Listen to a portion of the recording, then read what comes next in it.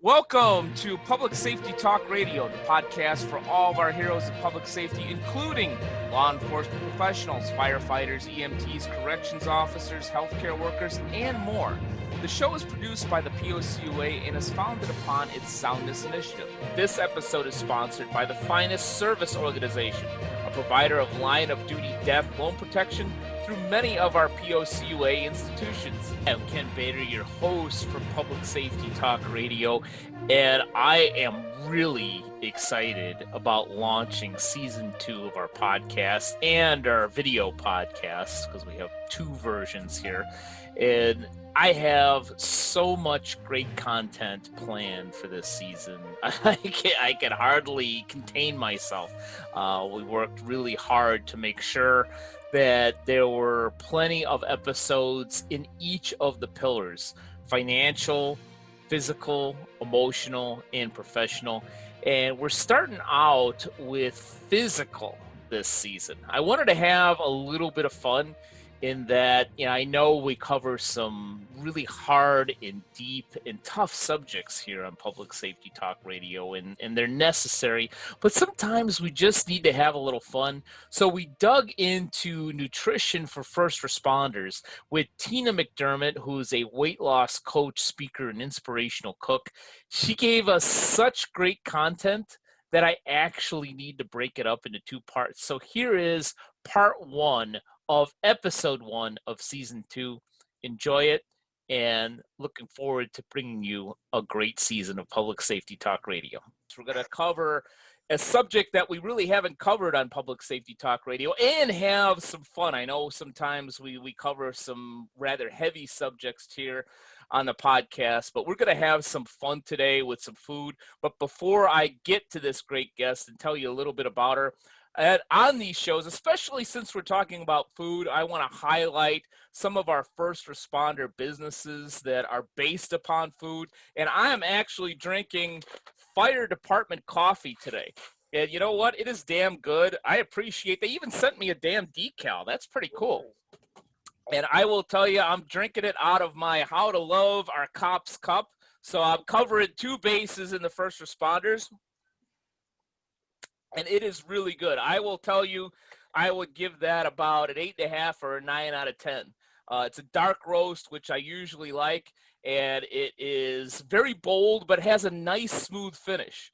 Almost as good as one of our big, long-standing sponsors, Blue Angel Coffee. It's right there with Blue Angel, and I'll talk about Blue Angel next time. But let's talk about Tina McDermott, who calls herself the inspirational lazy chef. Who's going to be sharing some tips on preparation and nutrition on the go for first responders. But she helps busy people, entrepreneurs, and obviously first responders find joy in the kitchen and release weight naturally. I'm going to hear about that. And keep it off forever without yo-yo dieting. She's got a great bio here. I can go on and on, but let's talk to Tina. Tina, welcome to the show. Hello, Ken. Thank you so much for having me here today. Thank you. Hello. Welcome to my kitchen. Yeah, you got an awesome kitchen. My wife is going to be jealous. Ah. Yep, designed it myself. Now she's really going to be jealous. We have a number of things. There's soup, there's chia pudding parfait, there's salads on the go, there's all kinds of stuff here that we're going to talk about. What do you want to start with, Tina, and what would be good for first responders to be preparing? You know, I want to start with all of them. I know. I want to start with all of them, and I'm having a hard time deciding, but let's start with the soup.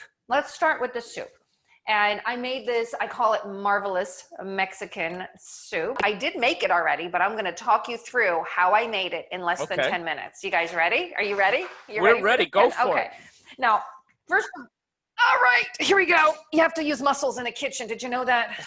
All right. Now don't burn yourself again like you did off camera, okay? I will not burn myself again, no. So let's talk about soup. First of all, you do not have to have an Instant Pot to make this soup. You can easily make this soup in a crock pot or even a pot on the stove. But I don't know about you, but I'm lazy. I don't have time to stand there in front of the stove and stirring stuff. So I'm going to do my lazy method and use my Instant Pot. Now, if you hear that noise, what I'm doing is I'm releasing the pressure in the pot. Okay. So can you still hear me while that pressure is being released? Okay, good. I can hear you. I could hear and see the steam. This is awesome. Yeah, always use, if you're using an Instant Pot, always use a cloth to release the steam, okay? And if you don't have an Instant Pot, I hope that I inspire you to get one, especially if you are on the go, you don't have a lot of time, you got stuff to do, okay? Now, this is nice when you make a big pot of soup, because when you come home from a crazy busy day, you have soup in the refrigerator ready to go, okay? This is going to take a few moments to decompress. Is that the right word? Decompress, depressurize. But I'm going to tell you how lazy I am when I made this. I got chicken from my freezer. I threw the frozen chicken in here. Chicken breast, chicken thighs, whatever I have. And even if it has the bone on, I have no problem throwing it in because I can fish the bone out later. Sure. Here's the thing, Ken. If you are using a crock pot, never start with frozen, because it takes a long time to come up to temperature, and there's that danger zone of that temperature that can cause bacteria. So never start from frozen in your crock pot. So the difference is two things with the Instant Pot versus the crock pot. Three things. Number one, no frozen. Number two, it takes 4 hours on high, 8 hours on low in the crock pot. And number three, it takes a lot more time with the crock pot. And this, I could have it done in 20 minutes, okay? Now, what I did before the show is I threw all of these products, all the food, into this pot, and it took me less than 10 minutes. I guarantee it took me less than 10 minutes. So I threw in the frozen chicken. And then I threw in, let me see what I have over here, a can of crushed tomatoes. Okay. You know what? If you didn't have a can of crushed tomatoes, but you had whole tomatoes, throw them in. It doesn't matter. But maybe you didn't have tomatoes at all, and maybe you had taco sauce. Throw that in. Maybe you didn't have taco sauce, or you had some salsa, some green salsa, some red salsa. It doesn't have to be crushed tomatoes. What do you have in your pantry? I've been doing a lot of this over the last year. It's hard for us to get to the store and get all of our groceries, and you don't have to follow a recipe to a T. Sure. The world is your oyster. You can jazz it up any way you like, and it's really good with sauce. So I put the tomato sauce in there. Then I put, you ready? Chipotles. If you haven't had Chipotles, but don't put the whole can in, because as much as my husband loves spicy stuff, the whole can is way too many. So I put like 4 or 5. Yeah. And the rest I store in a glass container in the fridge, not in this can. Do not store in the can, okay? Why wouldn't you store it in the can? Because first of all, make sure your cans aren't lined with BPA, which is plastic, and it's a xenoestrogen. It disrupts hormones. Also, the metal will leach into the food. So you just don't want that. Don't ever store anything in cans. Now see, that just shows my ignorance. I'm sure our firefighter friends would already know that, but go ahead. Yeah, they just might. And then I put a can of diced jalapenos in there. You know, you don't have to throw the jalapenos in there along with the Chipotles, but why not? Why not? You can throw a can of beans. I'm not a bean person. My husband is, so I'll put beans in his soup as he eats it. I don't like beans, but you're more. We're not going to go as to why you hate beans, but continue. I don't like them. I didn't say I hated them. I don't like them. But anyhow, you can throw a can of beans in there. You don't have to worry about that. And then I put some spices in there. Now, what I did, because I'm lazy, and if I have to open up all of these jars every time I make this soup, I'm not making it, because I don't have time for that. I'm too lazy, too much. So what I did is, I had 10 minutes in between clients this morning. I opened up all these jars and I put them into my mix. I make my own Mexican spice mix, and I made 4 times the recipe. So now I have it in my pantry. My husband loves this soup, so I'll make it at least once a month. And now I have my spices already mixed. So I have a word on spices, Ken, that really super important. Yeah. The reason why I personally home make most of my food is because many spices that you buy on the market have MSG in them. You don't know that they have MSG because it's hidden under the word spices. Those bastards. Tell me about it. Natural flavors, autolyzed yeast extract, so many different words that you're like, oh, it's yeast, it's fine. No, it's not. If you don't know exactly what it is, it's likely MSG. And here's the issue with MSG, Ken, and this is really important, is that MSG crosses that blood-brain barrier that's supposed to protect your brain. Yeah. But MSG, which has no nutritional value other than it makes you eat more, goes to the brain cells that are most susceptible and it excites them until they die. It's called an excitotoxin. Now, having suffered from Lyme disease, chronic Lyme disease, that affected my brain, if I get anywhere near anything that has MSG, my brain doesn't function. And Wow.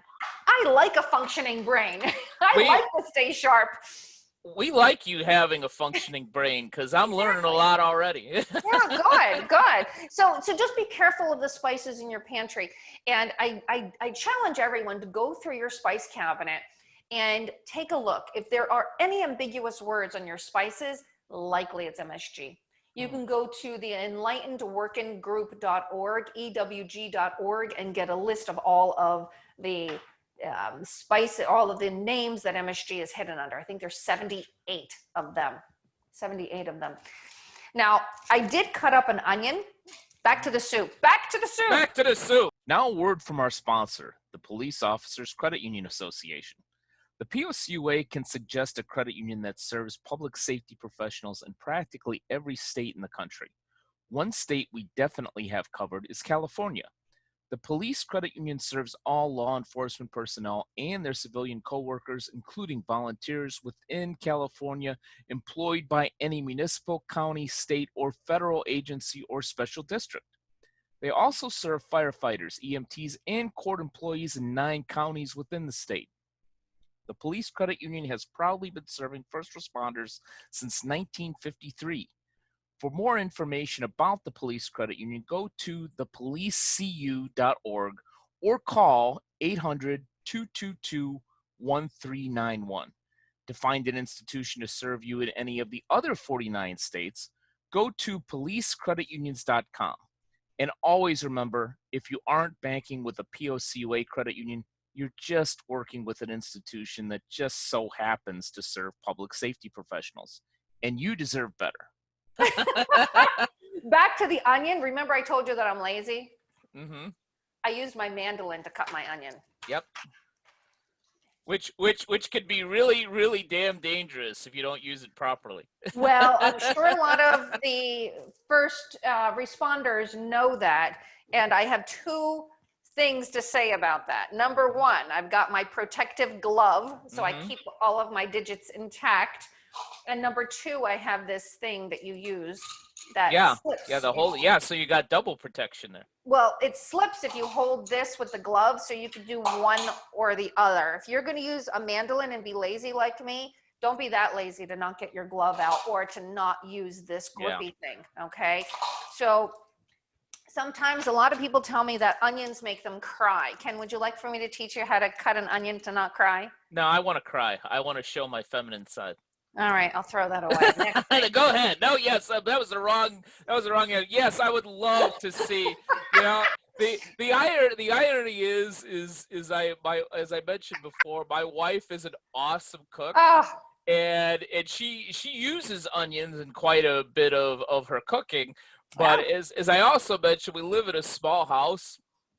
And, so literally where I sit in the chair in the living room is probably less than 8 feet away from where she's chopping her onions. And you cry. And I start crying. So yeah, if you can give this tip, I'll pass it along to her because I don't really want to cry while I'm watching the baseball game, okay?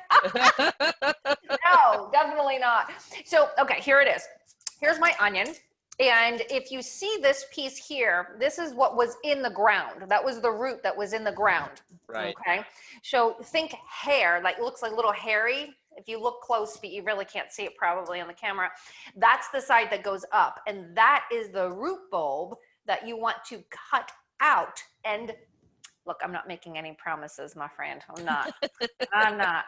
But they say that if you cut this root bulb out, you will have less tears. Now, I love onions, so I very rarely cry when I cut onions. Mm-hmm. So I'm going to put my paring knife in, and I'm going to cut out that nasty little root bulb. Ah. And they say that if you cut out that nasty little root bulb, that you won't cry. Now, here's my real trick. If You may still cry. It just won't be because of the onion. True that. Okay. Now, I'm just getting rid of the paper on the outside, but here's my real trick about onions personally. I have very, very bad eyesight, and I have contacts. Okay. And a couple of weeks ago, I was cutting an onion, and I decided not to put my contacts in. And I'm cutting the onion, and I'm starting to cry. And I'm like, darn it, I forgot to cut the root bulb out. That's what my problem is. I thought because you couldn't see, that's why you have 9 digits instead of 10 now. But I see you got 10 fingers. Yeah, I got 10. I got 10. Not once does my husband have to take me to the emergency room for missing digits. So would you like to know how to cut the onion? Also, the rest of it. You ready? Go for it. All right. So if it's round, you make it flat. If it's round, you make it flat. Okay? Because you want your digits. Okay? Mm-hmm. Ken, I'm going to have to go into knife skills. Here it is. I have to. I have to. So most people hold a knife like so, right? Uh-huh. Would you say most people hold a knife like so that just don't know how to hold a knife properly? That's how I hold it, whether I'm cutting something or somebody's coming by me to scare me. So go ahead. Well, watch if the knife slips. Yeah. It slips because you don't have a good grip on it. Mm-hmm. So this is what you're going to do. You're going to put 3 fingers on the tang, or on the handle, okay? 1 finger here, the thumb on the other side, and then this index finger is butted up against the blade. Do you see that? Yep. So you're going to hold your knife like so. You're going to hold your knife like so, and round things flat. Your fingers are going to be gripped like so. Right. Grip your fingers, because you go like so, you might lose some. So we're going to put them like so, and we're going to use the whole knife. Did you see how I used the whole knife? Yep. I didn't just chop down. I used the whole knife, okay? Very important. So some knife skills along with onion cutting skills. What do you know? How about that? But anyhow, own it? Is that what you said? Bonus. Bonus. So now I'm going to cut the onion without it slipping all over the place and losing digits, right? Yep. So what you're going to do is you're going to score the onion, but not all the way through. You're just not going to go all the way through. Again, did you notice that I used my whole knife? Yeah. I used the whole knife, okay? And there we go. Now, quite honestly, I chopped the onion up, and I don't need chopped onions for my soup. I literally just did this right. Oops, sorry about that. Cabinet. Sorry, cabinet. Sorry, cabinet. I literally just did this, big pieces, and threw it into my Instant Pot with my mandolin, because I didn't need small pieces in my soup, because the Instant Pot will cook those down. They'll cook those right down. Let me get that out of the way. Back to knife skills. I know I flip-flop. You're right. You want a dull knife is a dangerous knife. Yes. A dull knife is a dangerous knife. Never scrape your knife against the bottom of against the cutting board. Although wood is much more gentle than anything else, you never scrape the knife. So if you want to pick stuff up, use a scraper. Yeah. Or the back of your knife. But if you're using the back of your knife, you just might slide your finger on the top. So either use your hands, because God gave us hands, and we use your hands. He did? Awesome. Yes. And look at that. Look at my hands. Holy crap. You're a riot. But now we've got some chopped onions. We'll use those for our salads when we make salads. Awesome.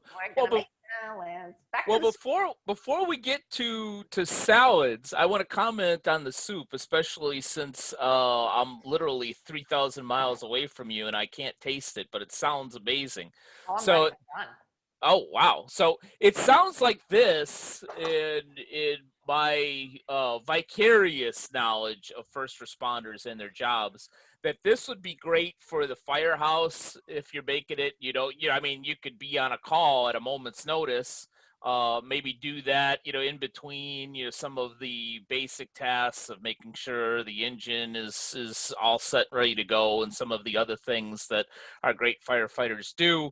Or possibly, I would say, if you're a first responder spouse, especially a law enforcement spouse, whether you're male or female, we've got a lot of great female cops out there, and the men are doing the cooking at home, or vice versa. It seems like, all right, you don't know when your spouse or your partner is going to be home from a long day, that this would be a good thing to make, whether he's going to be home or she's going to be home in, say, a half an hour or maybe 3 hours from now. It's going to be good. So it's what I'm getting at is, it seems like that's good for those particular folks in the first responder family. Yes. And that it may be for, say, a police officer that's living alone that wants to still eat healthy. This may or may not be for him or her. Is that a good assessment, that maybe one of your other meals would be good for them? I think all three of these meals that I'm talking about would be good for everyone who lives a busy lifestyle, especially the first responders that don't have a ton of time. Mm-hmm. And if you do have you're in the middle of throwing everything in the Instant Pot, it's okay. If you turned it on, you can put keep warm, and it will stay warm, and like a crock pot. So it'll keep it warm. So if you're gone for several hours, it'll still be fine when you come home, if you have to rush out because of an emergency. But then so the number one takeaway is, if at your firehouse, buy a damn Instapot. At your home, buy a damn Instapot. That's the number one takeaway. Do you get commission from Instapot? No, no, I just love it. I just love it. But there's a couple things I didn't tell you about what I put in the soup. A couple things I didn't tell you because I got sidetracked with knife skills and onions. So I did throw an onion in there, but I also threw in frozen vegetables. Mm-hmm. Look, you don't always have time to go to the store, but when you go, stock up on frozen vegetables. I threw green beans in there. I did have frozen broccoli I could have thrown in there, but I'm like, green beans are enough. So throw in, if you like your trilogy of the corn, the beans, what is that? I can't remember the succotash. If you like succotash, put succotash in there. Whatever you want, throw it in, because vegetables equal life. Vegetables are so important to you, for your body. And then I also threw in a zucchini. At on the top. It's important that you layer this properly. And of course, I used my mandolin. Of course, I used my mandolin. But look what I did, because remember, I'm lazy. And I'm trying to do this super quick and get this done. So I've got other things to do, and I'm a hungry girl, I'm very hungry, and I'm sure you're very hungry. Did you see? I'm getting hungry now. What's that? Wow. You see, I scored it. Yeah. So now when I go to slice it on my mandolin, keep that butt on the top. Keep this nubby on the top here, because now it gave me a little handle, so I didn't have to use that other piece. Shouldn't you have still been wearing your damn glove? Yeah. See, I caught you. Yeah, I should have been. We promote safety here on this show. It is public safety talk radio, after all. Okay, I should have been wearing the glove. But you see, now I have these chopped pieces of zucchini that's what I threw in the top. Mm-hmm. Now, well, I'm not done. I depressurized the Instant Pot, which was probably the longest part of this entire process. Okay. And now I didn't even cut the chicken up. Did I tell you I didn't cut the chicken up? You just did. I didn't cut the chicken up. I'm going to go in. This is really hot, but I can move it over so you can see it. Okay. Hold on a second. Let me get something. I'm going to go in with a pair of scissors and cut my chicken up with a pair of scissors. Okay. You know what? It's a mess to cut up chicken. And then you have to deal with all of the bacteria that's on the cutting boards and all of that. It's all in here. And here's my big piece of chicken that I will go, my scissors are in the dishwasher right now, so I'm not going to do it, but I'll just go in with a pair of scissors and cut that up. Now, you want to know the magic to this soup? Of course I do. There's magic to my soup, Ken. You're going to get a can of coconut milk. You're going to get a can of coconut milk, and you are going to pour it in at the very end. Now, what does the coconut milk do? I mean, why specifically coconut milk in this? It makes it yummy, luscious, creamy.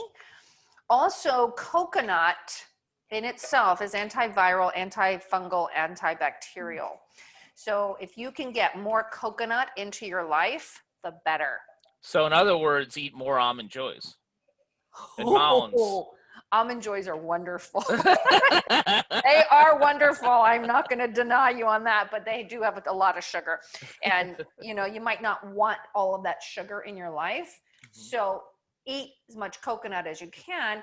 And it turned this into a luscious, creamy soup that is that much more delicious. Honestly speaking, I mostly eat paleo. I mean, I hate to label myself because You just did, but okay. Yeah, I did, but we're here with Paleo Tina. no, lazy inspirational chef. No, you could put cream in here if you wanted to put cream. I just find that the coconut milk is a lot healthier for you because of the antiviral, antibacterial, anti-fungal effects. And we need as much as that as possible. When you go to serve this, serve it with a little cilantro or an avocado. Slice up an avocado, throw some fresh corn in there, throw a fresh corn chip on the side.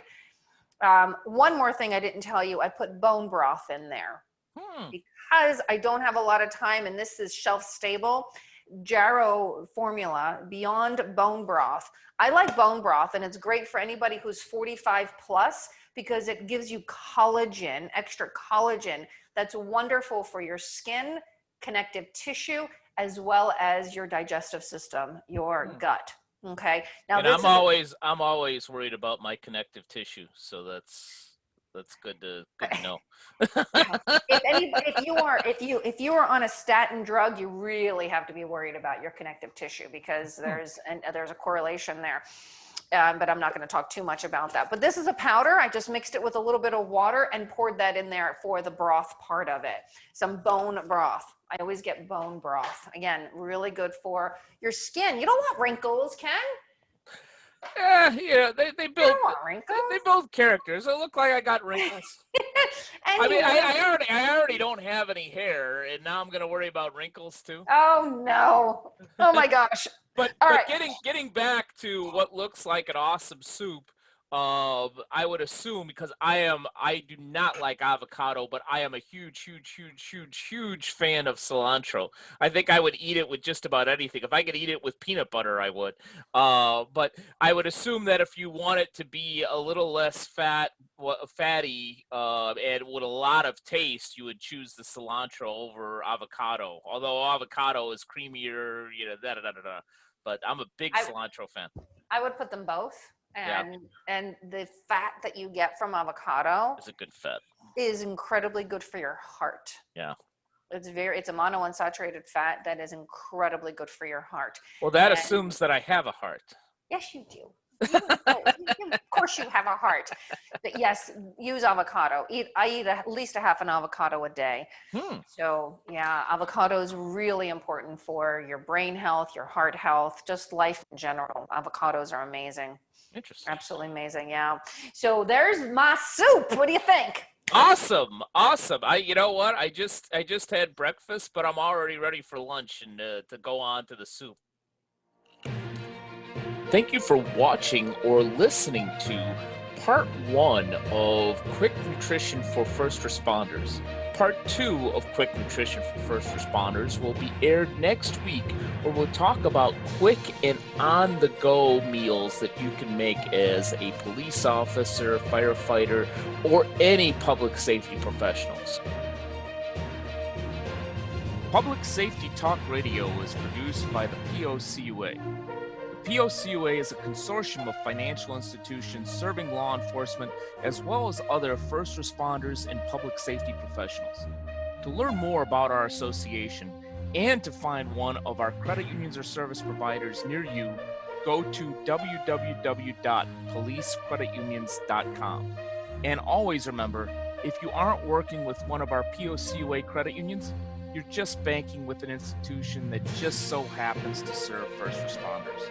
As a public safety professional, you and your family deserve better. Find a POCUA credit union today.